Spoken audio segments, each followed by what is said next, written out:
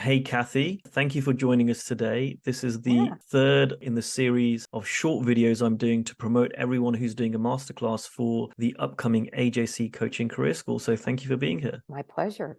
Anything to hang out with you. That's my motivation. I get to hang out with anchors. Thank you so much. I mean, it's such a pleasure. I met you, this kind of ages both of us. I met you over 10 years ago at a hotel in London where you were doing a training for Jamie Yes. Smart. And there was something different about you. There still is something so different about you. It's why I asked you to be Mhm. once again back on the faculty, because you have got a way of operating in the world that is very, very different to both the conventional kind of wisdom of coaches, and you're very successful in what you do, and you operate in a very different way. So I know on the last school we had rave reviews about your masterclass, Great. and I'm excited to talk to you again today. And my vision is to support folks who are out there, helping people. That's what I'm all about. So I'm really glad to be here. This is what I love doing. So last year we covered a whole bunch of things, and we were just talking before the recording about like, well, let's keep it interesting. Everyone can go and check out your video Yeah. from last year, but we'll cover Sure. more ground today. Yeah. And we've got the benefit of having gone through the school once and seeing some of the challenges that Mhm. coaches have faced. And one of the things that I found is that coaches typically who came into the school last year, they weren't kind of often brand new. They had a business, they've been Mhm. coaching clients for some time, but they often had a fear, which is, hey, I've worked with a few clients, I've got some Mhm. experience under my belt, but they didn't see it really guaranteed sustainable income. Yeah. There was this fear of, oh, what if this is a fluke, or what if this goes down? Yeah. Maybe it had gone down for them. And I was wondering if you could talk to that because I know you've got a story around that. I definitely have a story. Well, early in my career of becoming a consultant, a freelance consultant, I was offered a full-time position in county government, and I'd be set for life. Benefits, good salary. I could get my licensing to be a psychologist. I mean, it was a full package, and it was offered to me. And I had this moment, a crossroads, where I thought, well, that would be really, and I'm a single woman. I thought, well, that would probably make sense. Then I wouldn't have to worry about where the money's coming in. It would just always be there. My future would be taken care of. But there was something inside of me that said that would hold me back. Can't explain it. And I said, no, I think I'm going to become freelance. So I walked away. And the person who offered it to me was very unhappy because he wanted me in his world and his department to mentor other people to do what I do. And so when I said no, I got a lot of flack. So I felt really certain about that. So now fast forward, and I'm doing a lot of different kinds of things, but all of a sudden things started to slow down. And the phone wasn't ringing. Back then we had phones. And, I was like, all of a sudden I had more time on my hands and I started to get very nervous. And thank goodness I called my dear friend Linda Pransky, because George Pransky and Linda Pransky, they walked away from a very lucrative practice in San Francisco and they started over to go into this other kind of work. So I called her up. I said, I'm freaking out. The phone's not ringing, blah, blah, blah. And she goes, okay, you've got to listen to me right now. I said, okay. So I'm sitting at attention. She said, when you're working and whatever you're doing, enjoy it, love it, thrive on it, be as busy as you want to be. And when you're not working, love it, thrive on it, do as much as you want to do. And I'm listening. I'm like, oh, wow, I get what she's saying. Meaning the downtime is just as important as the time that you're working. But if you spend the downtime all worried about what's going to happen next, that closes your vantage point. It just closes you down so that if there are opportunities there, you're going to miss them. Plus, how often do we get time off? So I heard that from her. So it's not what you're doing, it's the space you're in.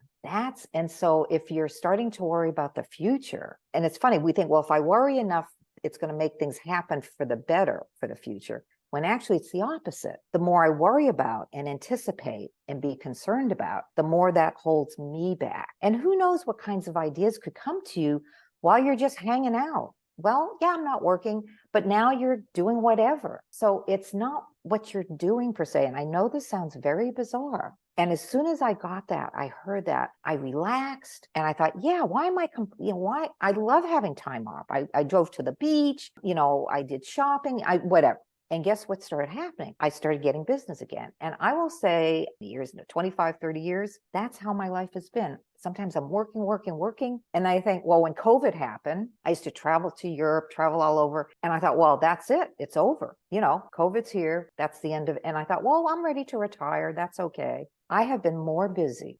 Everything ramped up when COVID hit. And I was surprised at that. I'm like, wait a minute. I didn't worry about it, but I was totally surprised, thinking, well, that's the end of everything, when actually things just got even more busy. So what the point is this: yes, we're human. We're going to worry. We need to pay our bills. I'm not saying that's not true, but go deep inside.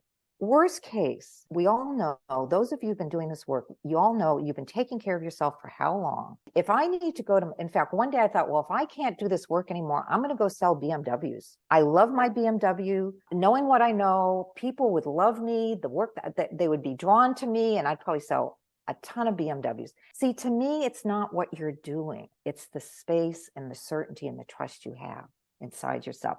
Or say I had to go work at McDonald's. Say, well, I know I could get a job tomorrow. I could get a job at McDonald's if I needed to get a check. And I know once I got into McDonald's, I would enjoy it, because that's been me. No matter what I've done, I love people and I love hanging out and seeing how things work and greeting the customers. And they'd probably be pushing me up the ranks, because that's what any job I get into, I start going up because of the feeling that I'm in. And I don't make meaning about what I'm doing. I'm just there to connect and be of service, be of service regardless of what it is. So that, to me, is the secret. That is the secret. And if you look at successful people, if you interview really successful people, and it looks like, wow, they have something, it's like they have certain magic or something. Well, they'll start telling you what happened when they fail, and see what the difference is. When people fall flat on their face and something doesn't work out, here's the secret again. It's not that they failed, it's the meaning they make about the fact that they failed. So some people take it to heart. Oh, I'm not good enough. I just don't have it in me. Or another person will look around and go, so what did I miss here? Well, maybe that's not the right door to go through. Let me check another door. It's the meaning we make about how am I doing, and am I going to blow it? Am I going to run out of money? See, that's what's holding us up, which is intangible. So that's what I would say about that, because I've personally experienced it. And now, in fact, when I work with very successful people, I'll ask them, what is your worst fear? And these are successful people. I'll end up unemployed, homeless, living under the bridge. This is what I hear. Seriously, this is their worst fear. And I said, well, one day I played that out. I thought, well, what if I ended up homeless, living under the bridge? Well, I'd have to find out what the deal is. How do you get food? I have to scope the whole thing out. And then I would start to talk to people and share what I know about, whatever I know about. And pretty soon people would be gathering around me. I'd have my Nordstrom's bag, because I'm a bag lady. So I'm going to have a nice bag. And people would be interested in me. And pretty soon someone would say, there's all these people hanging out with this one homeless woman. What's up with that? And they'll check it out and they go, we need to hire her. See, that's how this works. That's how this works. So I don't worry. I know I'll land on my feet no matter where I end up. So that, to me, if you could just appreciate, yes, we're human. Yes, we tend to worry and freak out. But if you go deeper inside of yourself, how did you get to here right now? What got you here? Now, we think it's our smarts and our effort. No. There's this other deeper part of you that's been doing all the heavy lifting. Well, why not trust it more? Why not let that happen the way it's supposed to happen? And then you do what makes sense to you. But in the meantime, you don't have to carry this in your mind in terms of anticipating the future. Yeah, I mean, that's beautiful. You said it sounds bizarre. It doesn't sound bizarre to me at all, because there's an ease in which you're talking. And I know, and I'm sure every coach who's listening to this knows, that the more worried and anxious you are, that's not a really great space to be when you're talking to someone who might hire you. Because it can come across as a little bit needy and desperate, as opposed to just knowing you're okay. It's that paradox or the irony that the more you know you're going to be okay, the more likely you are that people will want to work with you. And see, that's the other secret. I call them secrets, and again, it's not what you're doing. It's this intangible thing that the set of eyes you have. So say somebody comes to me, and like I've had people referred to me from very well-known coaches, or athletes that have been referred to me. And my first says, ooh, oh, okay. And then I said, well, wait a minute, yeah, they may be famous or they may make more money than me or whatever. But I take Cathy out of it, and I go into really wanting to understand that person. Meaning, now this is interesting. What's making sense to them? How are they putting life together? See, as soon as you come out of you and you just become fascinated with them and interested in them and curious about them with no attachment that you're going to get any business out of it, that experience impacts people. I've never had somebody not come back. And I know it's because when they're with me, I'm with them. I have no thoughts whatsoever about, are they going to want to do work with me? Am I good? Whatever it is we have in our minds. I just am fascinated with people. And then the next thing you know, well, Cathy, I want to work with you. Well, how should we do this? How many sessions would you like? And I tell them, well, this is my fee. We could do it this way. It's just like a natural conversation. But once they experience me, then yeah, I definitely want to tell them how much it's going to cost and all that. But it's not like on my mind while I'm with the person. It's not on my mind when I'm with the person. And they say, well, how should we do? I said, let's tailor it to what your needs are. Like, what is it that you need that makes sense to you? And they're like, wow, I mean, that's unusual for them. So it really is where you're coming from. And because of that, it's rare that I say no to somebody. Sometimes they are beyond my scope of practice, meaning they have too many clinical issues. And I do have that training, but I'm not in that world anymore, where I will refer to like an MD professional or something like that. But all in all, again, you're there to be of service. And when people feel that from you, that's where it happens. That's where it happens. It's not about the money or how much you charge. And we did touch on this a little bit. It breaks my heart because I have been asked, somebody said, oh, somebody in Israel wanted me to come down to Israel to do a program. And I said, okay, but then she says, but I know I won't be able to afford you. And I said, well, what do you mean? She didn't even know how much I charge. She said, well, all of your other colleagues, their fees are just too high. And I looked at her and it broke my heart. I wanted to scream at my colleagues. I said, how about if we do this? You set up the train and you do what you need to do and just pay me an honorarium and feed me and put a roof over my head. I'd be honored to come to Jerusalem. I'm thinking, a paid trip to Jerusalem. I mean, how awesome is that? So it works out. So they fly me in, put me in this beautiful condo, and we did the program. And she said, because we kept the fee down, we have more people. I said, just add them in. And when I got home, I said, yeah, just wire me the money. Pay all your bills first. Make sure you clear. And then whatever's left over, you can pay me. I didn't expect anything. I exceeded my fee. I got paid beyond what I would have charged my corp. I got way more. And I contacted her, are you sure about this? She said, oh yeah, that's all the money we had left over. And it worked out fine. So that was the honorarium, which was way more than if I charged my regular fee. So do you see what I'm saying? It's in the moment you become creative and you never know what's going to happen. Well, you've segued into kind of my second question, which is beautiful, which is one of the things I see about you is you're always busy. You don't ever seem to have lacked work. And we've spoken about this. You said, I have more clients than I know what to do with. That's been my experience, but it's not the experience of a lot of coaches, and it's often not the experience of people, even ones who are doing well, relatively speaking. They've got clients, they've been coaching for years. They never seem to get to a stage where they have more clients than they know what to do. They always seem to be, well, I've always got a few. So I was wondering if you could talk to that, because I think this thing that you just spoke about, that was a great story, but there's something around pricing and the way you approach it, which is totally in line, I think, with how I operate, but it's actually very different than what is taught and shared in the coaching industry. Yeah, I call that scarcity thinking. It's not enough. Well, this has been my experience. And I'll tell you right now, I'm getting a lot of folks who've gone through the expensive training programs. Really, I'm getting them because they've seen me on YouTube. They've seen, I don't know if you put your thing on YouTube, but a lot of times if I speak at a conference, they see me and all of a sudden they're like, oh, who is she? And it's hard to find me. I just have an email.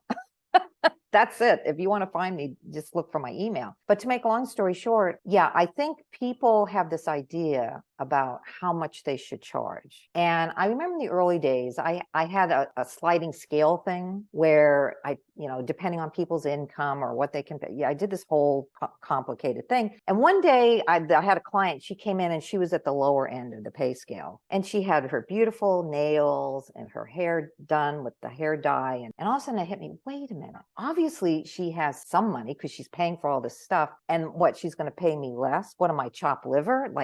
I'm giving you something that is priceless and giving. So I all of a sudden I sat back. I said, okay, Cathy, what are you doing here? Because I had to get over that thinking too. Like, like that's not going to help either. And then I realized, you know what, Cathy, you're making this way too complicated.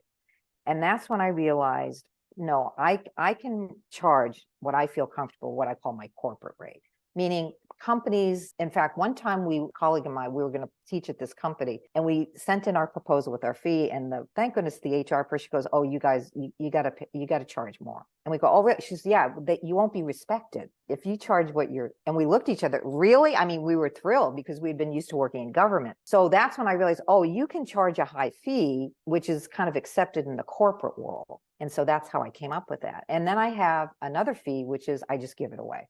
I either give it away or I charge my fee, and that's it. And then I make the decision. So I would say 95% of my business is my rate. And then the other 5% is where I just give it away. And that has really worked out for me. But again, if you're not getting a lot of clients, then you got to start getting creative. I actually was doing another job, just trying to put myself through grad school. And I looked around, I thought, oh, I wonder if I could do this coaching thing over here with inmate, with the principals. And it dawned on me, well, yeah, maybe I could do that. You have to open your mind up about, well, where do you belong to a church? Do you have kids in school? I have a woman who is a client of ours, and then she started teaching, and her daughter came home one day. She was in 4th grade, and her daughter said, there's so much bullying in my school, and the bullying is getting out of hand. So she's my friend. She goes to the principal. She said, I would love to put on a bullying class. Would you be interested? And she just volunteered. And of course, the principal's like, sure. And pretty soon she got all this business from parents as clients because they saw how it helped their kids. And pretty soon, well, I need more help on it. So now she's charging parents. She's got, she's getting paid to do this other work to help parents deal with their kids and being in school. So do you see what I'm saying? She just decided, wow, I want to do this for the school. But from that, she got this whole other thing. So you never know. You just never know where it's going to go. But you have to have that wider lens. That means not worrying about how much to charge. And when it is time to charge, I have one woman who wanted to be in my last program that I provided, and we had a set rate. We felt comfortable with it. And she sent this long email where she has this issue and that issue. So the way I approached it with her is, what can you afford to pay? And you know what? She paid way more than I thought she would when I just put it, what can you afford to pay? So again, you get creative. So if you're charging this rate over here, which keeps the money coming in, but then you have these other ways to be creative and volunteer, you got to come out of your little, I had to come out of Cathy and just look at the world. And believe it or not, the janitor where I live knocked on my door one day because he was in fixing my sink and he was listening to a Zoom session I was doing. He comes back and he says, are you a counselor? And I'm like, yes, I need help. I need help because my family thinks I need help. Now he's paying me to work with him individually. Now, just from him coming in to fix my sink. See, that's how my life has been. That's how it's been.